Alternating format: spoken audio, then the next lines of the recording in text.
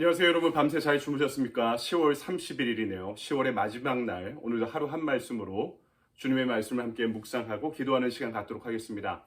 오늘부터는 고린도전서를 함께 보게 되는데요.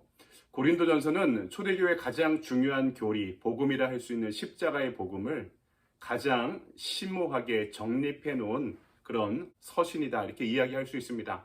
사도 바울의 사상, 신학, 교리의 정수가, 그 복음의 정수가 이 고린도전서에 담겨 있는데요. 역설적이게도 고린도 교회는 매우 문제가 많은 교회였습니다. 그 문제가 많은 교회, 십자가의 복음을 제대로 전하기 위해서 눈물을 흘리며 이 서신을 전한 바울의 심정을 헤아려 보며 이 고린도전서를 함께 묵상하도록 하겠습니다. 오늘은 고린도전서 1장 18절 그리고 22절로부터 25절까지의 말씀입니다. 제가 봉독해 올립니다. 십자가의 도가 멸망하는 자들에게는 미련한 것이요 구원을 받는 우리에게는 하나님의 능력이라. 유대인은 표적을 구하고 헬라인은 지혜를 찾으나 우리는 십자가에 못 박힌 그리스도를 전하니 유대인에게는 거리끼는 것이요 이방인에게는 미련한 것이로되 오직 부르심을 받은 자들에게는 유대인이나 헬라인이나 그리스도는 하나님의 능력이요 하나님의 지혜니라. 하나님의 어리석음이 사람보다 지혜롭고 하나님의 약하심이 사람보다 강하니라. 아멘. 주님의 말씀입니다. 주님께 감사드립니다. 가능하면 고린도전서 1장의 말씀을 통째로 읽어주시면 한 장씩 통독의 효과도 있으리라 생각합니다. 오늘 아침에 우리에게 주신 말씀 가지고 십자가를 향한 두 가지 질문이란 제목으로 말씀을 증거하도록 하겠습니다. 그 당시에 이 세상의 사람들이, 그리고 오늘 우리에게도 마찬가지인데요, 이 시대의 사람들이 십자가를 향한 두 가지 의구심 또는 도전이 있다는 것이죠. 그것이 무엇입니까? 함께 살펴보도록 하겠습니다. 여러분이 잘 알고 있던 세계적인 전도자 빌리 그레엄 목사님이 은퇴할 때 어떤 기자가 이렇게 질문했습니다. 목사님, 지금까지 수많은 나라와 지역에서 복음을 전하셨는데 은퇴하시며 가장 아쉬운 점이 있다면 무엇이라 말씀할 수 있겠습니까?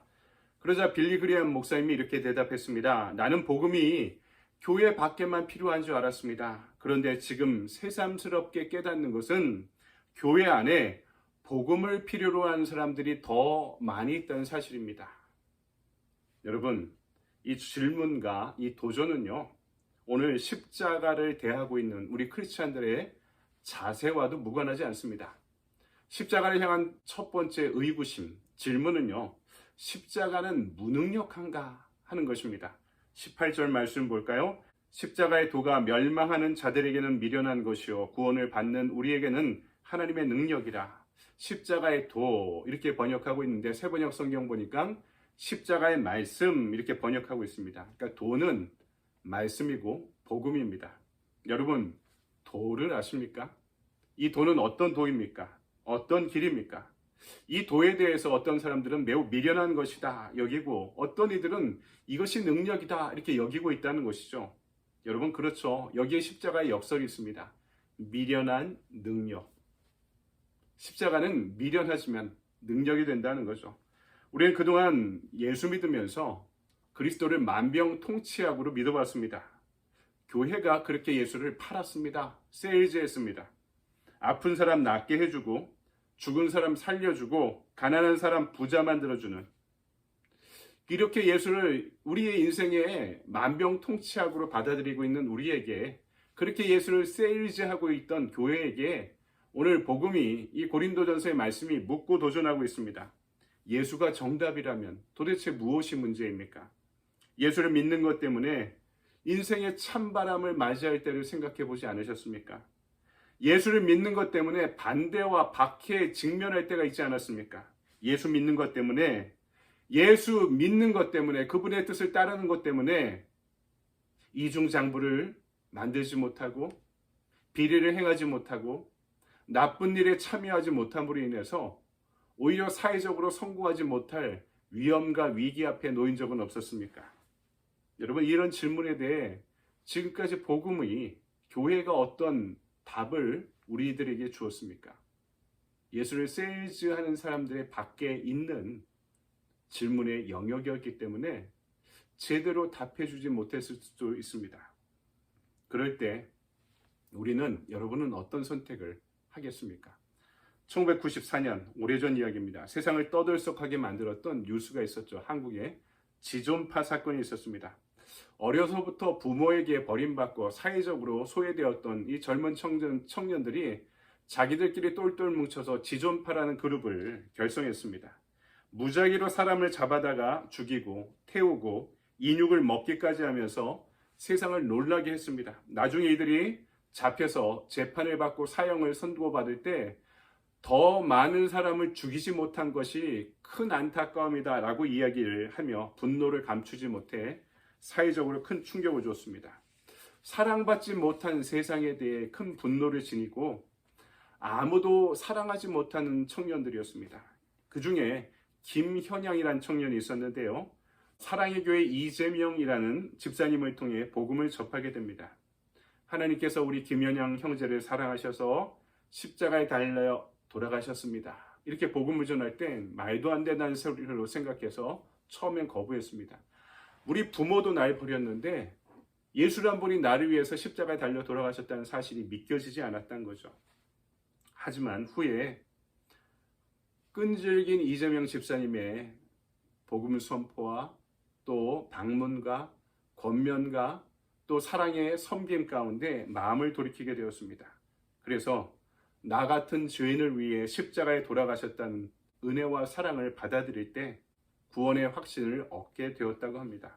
후에 김현양 형제가 찬송을 부르면서 사형장으로 걸어 들어가게 되었는데요. 그때 마지막으로 이재명 집사님을 만나 이런 편지를 건넸습니다. 제가 그 일부분을 인용해 보겠습니다. 도대체 주님은 어떤 분이시기에 저는 요즘 옛날에 가졌던 강한 마음이 다 없어지고 마음이 너무 약해지는 것을 알았습니다. 왜 이렇게 저를 약하게 만드셨는지 주님이 밉습니다. 저는 주님을 몰랐을 때, 성경을 몰랐을 때는 눈물이라는 것을 몰랐어요. 그런데 주님을 알고 나서부터는 조그만 일에도 눈물을 흘리고 마는 어린아이가 되고 말았습니다. 왜 이렇게 약해졌는지 몰랐지만 성경을 보면서부터 알게 되었습니다. 옛날에 강한 것이 결코 강한 것이 아니라 눈물을 흘리는 지금이 이 모습이 결코 약한 모습이 아니라는 것을 알게 되었습니다. 여러분, 십자가에서 받아들여진 그 사랑은요, 나를 가장 약할 때 강하게 만듭니다. 그리스도 안에서 내가 죽을 때 그리스도로 인해 생명을 얻게 만듭니다. 가장 낮아지는 순간에 그리스도로 인해 높아지기 시작합니다. 반대로 십자가의 역설은 세상의 영광과 세상의 힘을 추구하는 이들에게는 알 수 없는 진리입니다. 세상의 힘을 지니길 원하는 사람들에게는 이처럼 미련해 보이는 길이 없기 때문입니다. 그래서 바울은 십자가의 복음이 미련한 능력이다 라고 역설적으로 고백했던 것이죠. 가장 강했을 땐 내가 몰랐는데 내가 실패한 인생의 밑바닥에서 십자가가 비로소 진리로 다가오기 시작합니다. 주님은 우리가 세상의 능력을 붙잡았던 손을 놓치게 될 때, 놓게 될 때 주님을 위해 가장 약해지기로 결심한 그 순간 세상을 향해 누구보다도 약하지 않은 사람으로 우리를 거듭나게 만들 줄 믿습니다. 이것이 십자가의 복음이 갖고 있는 진리, 그 역설인 것이죠. 두 번째 질문은 십자가는 어리석은가 하는 의구심입니다. 지금 고린도 교회는요, 수많은 파벌이 존재했습니다. 바울파, 에볼로파, 게바파, 그리스도파. 사람들이 세상에서 내 뜻을 관철하려고 할 때 가장 이상적인 방법이 뭡니까? 사람을 세우는 거죠. 내 편을 세우는 겁니다. 같이 싸우거나 나를 위해 대신 싸우게 만드는 거죠. 이것이 정치의 원리, 그 원리의 핵심이죠. 요새 교회에서 목회도 이렇게 정치적으로 하는 분이 있는 것 같습니다. 지금 고린도 교회가 그렇습니다. 서로 생각과 신앙의 색깔이 다른 사람들이 파벌을 만들어 서로의 입장을 관철하기 위해 힘을 키웁니다. 그리고 상대방을 비난합니다. 바울이 그런 그들에게 질문하죠. 세상의 방법으로 지금까지 너희들이 이룬 것이 도대체 무엇이냐? 분열밖에 더 있느냐? 옛날에 한국에서 민중가요라고 불렸던 노래 중에 김민기 씨가 작사, 작곡한 작은 연못이라는 곡이 있습니다. 어려서도 불렀던 노래인데요. 동화와 같은 노래입니다. 깊은 산 오솔길 옆 자그마한 연못엔 지금은 더러운 물만 고이고 아무것도 살지 않지만 먼 옛날 이 연못엔 이쁜 붕어 2마리가 살고 있었다고 전해지지요. 깊은 산 작은 연못. 어느 맑은 여름날 연못 속에 붕어 2마리. 서로 싸워 한 마리는 물 위에 떠오르고 여린 살이 썩어들어가 물도 따라 썩어들어가 연못 속에선 아무것도 살 수 없게 되었죠. 혼자 살면 잘 살 수 있다고 생각했습니다.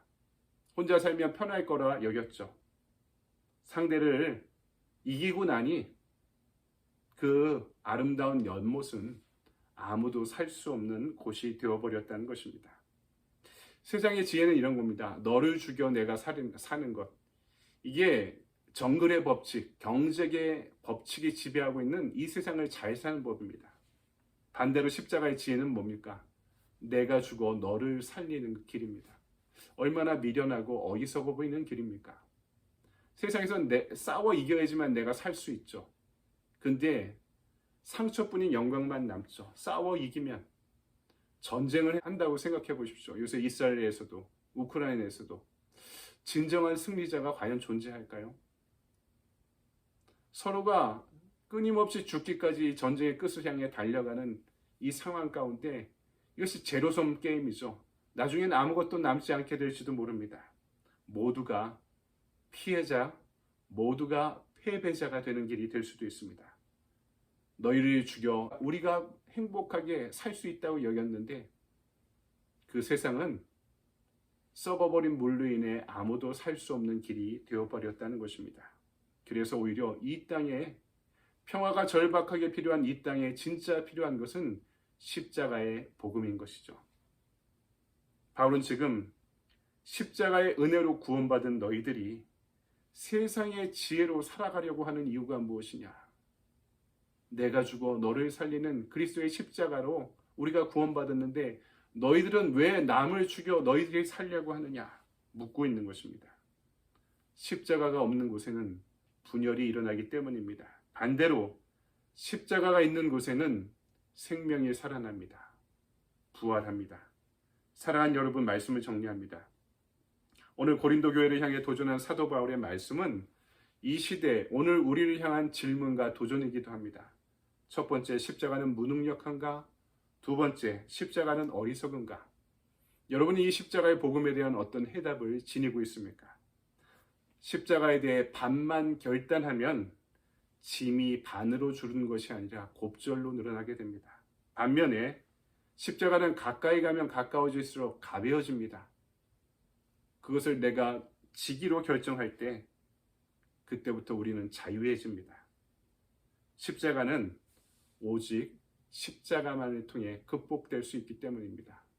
십자가의 진리만이 우리를 자유하게 만들기 때문입니다. 우리가 그 복음을 받아들일 때 저와 여러분의 삶 가운데도 이 십자가가 현실이요 능력으로 나타나게 될 줄 믿습니다.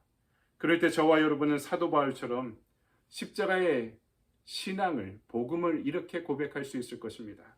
유대인은 표적을 구하고 헬라인은 지혜를 찾으나 우리는 십자가에 못 박힌 그리스도를 전하니 유대인에게는 거리끼는 것이요 이방인에게는 미련한 것이로되 오직 부르심을 받은 자들에게는 유대인이나 헬라인이나 그리스도는 하나님의 능력이요 하나님의 지혜니라. 아멘. 적용의 질문입니다. 나도 예수를 믿는다고 하면서 십자가를 거리껴 하거나 미련하게 여긴 적은 없습니까? 오늘 내가 그 십자가의 도를 따르기 위해 실천할 수 있는 것은 무엇입니까? 오늘의 액션 플랜을 이렇게 정해봤습니다. 오늘 희생할 일에 대해서 가정이나 직장이나 우리 관계에서 내가 희생해야 하는 일이 생길 때 다른 사람의 희생을 구하기 전에 내가 먼저 희생하기. 가정이나 일터나 우리 관계에서 누군가 희생해야 될 일이 생길 때 그것을 손해라고 생각하지 않고 내가 먼저 희생하는 하루가 되기를 바랍니다. 이것이 십자가의 복음이라고 가르쳐주는 거죠. 세상에 성공의 복음은 너를 죽여 내가 사는 것이지만 십자가의 복음은 내가 죽어 너를 살리는 길이기 때문입니다. 이 길을 쫓으면서 십자가의 복음 안에 승리를 경험할 수 있는 저와 여러분의 하루가 되기를 소망합니다. 좋은 하루 보내십시오. 감사합니다.